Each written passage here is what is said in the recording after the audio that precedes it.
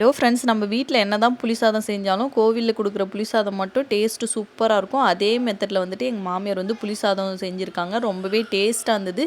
இது வந்துட்டு நாங்கள் கோவிலுக்கு கொடுக்கறதுக்காக 2 கிலோ அரிசிக்கு வந்து நாங்கள் புளி சாதம் ரெடி பண்ணியிருக்கோம். வாங்க எப்படி செய்யுதுன்னு பார்க்கலாம். இதுக்கு வந்துட்டு மெயின் இன்க்ரீடியன்ட் பார்த்திங்கன்னா கடலைப்பருப்பு, உளுத்தம்பருப்பு, தனியா, மிளகு, ஜீரகம், இது கூட வந்து வெந்தயம் வந்துட்டு நாங்கள் வறுத்து ஆட் பண்ணியிருப்போம்.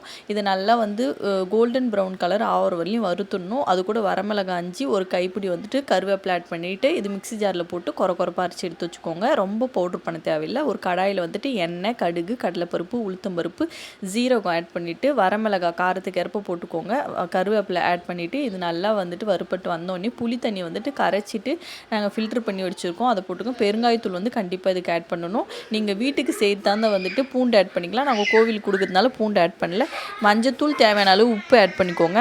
இது நல்லா கொதித்து எண்ணெய் பிரிஞ்சு இந்த அளவுக்கு வரணும். வந்ததுக்கப்புறம் லாஸ்ட்டாக ஃபைனலாக இந்த பவுடர் ஆட் பண்ணிவிட்டு கொத்தமல்லி தழை போட்டுட்டு இது நல்லா ஆற வச்சுட்டு சாதம் வந்துட்டு நாங்கள் 2 கிலோ சாதம் 2 பார்ட்டாக பிரித்து வச்சுருக்கோம்.